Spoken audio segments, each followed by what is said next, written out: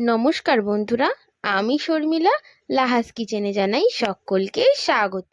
আজকে আমি আপনাদের জন্য নিয়ে এসেছি ঢেলা মাছের একটি দারুণ রেসিপি। ঢেলা মাছ কিন্তু সর্ষে বাটা দিয়ে দারুণ খেতে লাগে।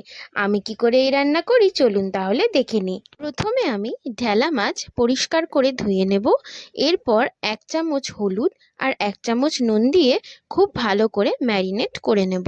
এগুলো কিন্তু খুব টেস্টি হয়, তাই ম্যারিনেটটাও খুব ভালো করে করবেন। এরপর আমি কড়াইতে সর্ষের তেল গরম করে নেব এবং একে একে মাছগুলো আমি ভেজে নেব। মাছগুলো কিন্তু খুব বেশি কড়া করে ভাজার দরকার নেই, এপিট ওপিট ভাজলেই কিন্তু হবে। খুব বেশি লাল লাল করে ভাজার কিন্তু কোনো প্রয়োজন নেই। এরপর আমি মাছ ভাজার তেলে 1/2 চামচ মতো কালো জিরে ফোড়ন দিয়ে নেব। কালো জিরে ফোড়ন দিয়ে আমি তেলটা একটু নাড়াচাড়া করে একটা 1/2 টমেটো তার মধ্যে দিয়ে আলুর লম্বা লম্বি করে 4 টুকরো করে ওর মধ্যে ভাজা ভাজা করে নেব। দেবো কয়েকটা গোটা কাঁচা লঙ্কা। এরপর দিয়ে দেবো পরিমাণ মতো হলুদ, পরিমাণ মতো নুন আর 1/2 চামচ মতো শুকনো লঙ্কার গুঁড়ো। যদি শুকনো লঙ্কার গুঁড়ো না খেতে চান তাহলে দেওয়ার কোনো দরকার নেই। এরপর দিয়ে দেবো সামান্য কয়েক দানা চিনি। দেওয়ার পর ভালো করে আমি নাড়াচাড়া করে নেব এবং 2 চামচ পরিমাণ সর্ষে বাটা দিয়ে দেব। 2 চামচ সর্ষে বাটা দিয়েছি যেহেতু আমরা দুজন। আপনারা যদি বেশি লোক থাকে তাহলে কিন্তু অবশ্যই একটু বেশি পরিমাণেই দেবেন।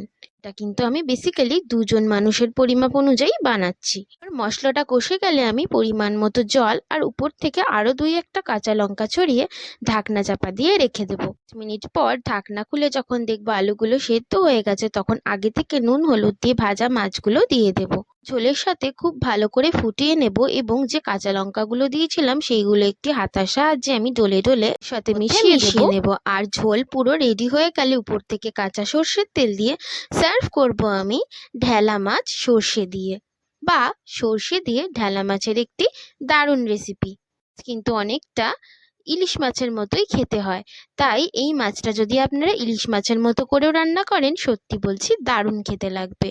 আর এই ঢেলা মাছের রেসিপি সর্ষে দিয়ে কেমন লাগলো অবশ্যই কিন্তু আমায় বাড়িতে রান্না করে কমেন্টস করে জানাবেন।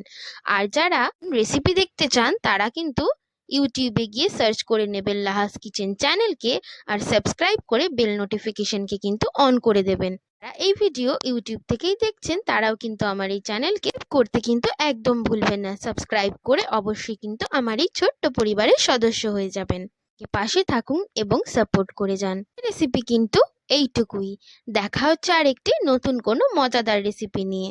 তাই সবাই খুব ভালো থাকবেন, সুস্থ থাকবেন। টাটা।